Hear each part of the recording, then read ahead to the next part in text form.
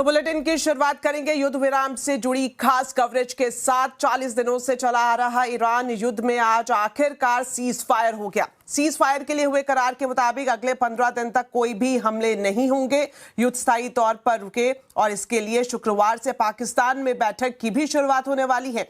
हालांकि इसमें लेबनान को लेकर सस्पेंस बढ़ गया है क्योंकि इजराइल ने इसे सीज फायर से बाहर रहने का दावा किया, जबकि ईरान और पाकिस्तान दोनों ने ही सीज फायर का हिस्सा बताया है।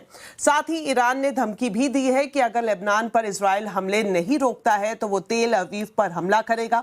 इस सबके बीच ट्रंप ने भी धमकी दी कि अगर समझौता फेल हुआ तो सीज फायर तोड़ देंगे। डिटेल्स ले लेते हैं हमारे वरिष्ठ सहयोगी लक्ष्मण रॉय से। तो लक्ष्मण जी, इस सीज फायर की शर्तें सबसे पहले आपसे जानना चाहेंगे और साथ ही साथ ये भी बताएं कि अब यहां से आगे का रोड मैप किस तरफ जाता हुआ हम देखेंगे। देखिए, ये जो सीज फायर किया गया है इसमें दो तीन चीजें काफी खास हैं। पहली बात, ये सीज फायर अस्थायी है, 15 दिन के लिए किया गया है।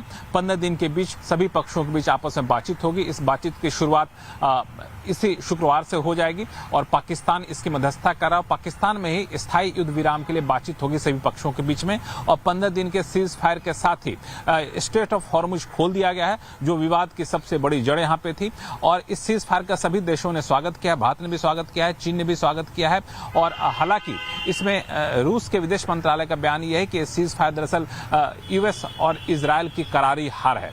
लेकिन इस सीज फायर में दो तीन चीजें काफी महत्वपूर्ण है। पहली बात, कोई ईरान का कहना है कि हमने 10 शर्तें रखी थी सीज फायर के लिए, उन 10 शर्तों पर विचार करने के लिए यूएस ने स्वीकार कर लिया है। ये जो 10 शर्त है वो काफी अपने आप में महत्वपूर्ण है। पहली बात कि स्ट्रेट ऑफ हॉर्मुज पर ईरान का ही कंट्रोल रहेगा। यूरेनियम का एनरिचमेंट की शर्त भी रखी थी ईरान ने, जिस पर विचार करने के लिए यूएस ने स्वीकार कर लिया है। और साथ ही साथ इस युद्ध से ईरान को जो नुकसान हुआ है उसके लिए ईरान को मुआवजा दिया जाएगा, यह भी शर्त रखी गई थी। उस शर्त को भी विचार करने के लिए यूएस ने स्वीकार कर लिया है और इसने एक तरीके से ईरान ने अपने 10 पॉइंट की शर्तों को सार्वजनिक किया और कहा कि इस पर वर्केबल सॉल्यूशन के तौर पर इस पर यूएस ने स्वीकार किया, इस पर यूएस विचार करेगा।